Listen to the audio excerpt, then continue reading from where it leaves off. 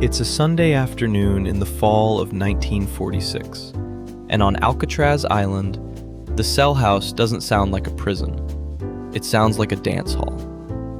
Down in the basement level, a group of inmates called themselves the Rock Islanders, a band, of all things, born inside the walls of America's most feared penitentiary. Somebody's got a trumpet. Somebody else is keeping time on a set of drums built from mess hall tins. For 1 hour, once a week, the guards let the music play.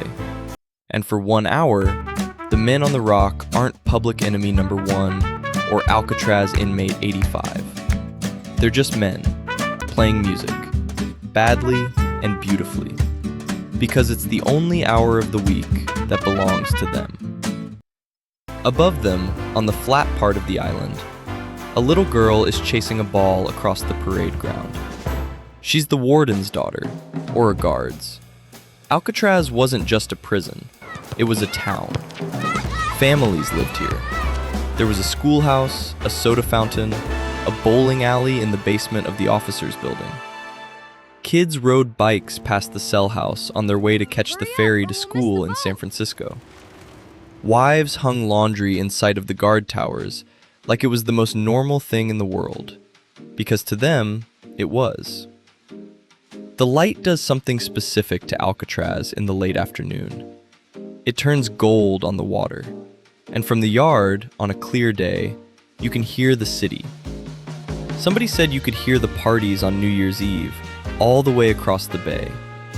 Laughter drifting over open water toward men who weren't invited to it, but who could still, for a moment, pretend they were close to something like a normal life. Now walk that same yard. There's no music. There's a laminated sign bolted to the wall of D block that still reads "Silence" in stenciled block letters, left up because the National Park Service decided some things shouldn't be repainted. The paint around it has been peeling since sometime in the 90s, and nobody's in a hurry to fix that either. The cells are open now. You can walk right into one, stand where a man once stood for 23 hours a day, and read a laminated placard bolted to the bars telling you his name, his sentence, and the year he arrived.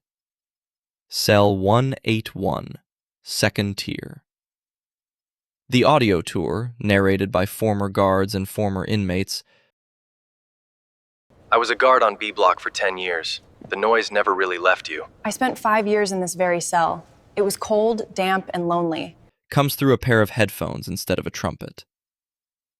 The bowling alley's gone. The schoolhouse is gone. What's left of the officers' quarters is a shell with the windows blown out. Left that way on purpose, because rebuilding it would cost more than the gift shop makes in a decade. The ferry still runs. It's just full of tourists now instead of school kids, and the line to get on it in July can run 2 hours long. Somewhere under a fresh coat of Park Service gray, there's still a wall where the Rock Islanders used to practice. Nobody knows exactly which one anymore. You can buy a magnet of the cell house on your way out.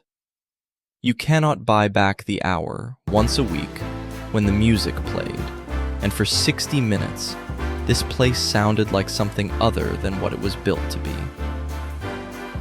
The rock is still standing. It's just not the same rock anymore. It's a museum of a place that used to be a life.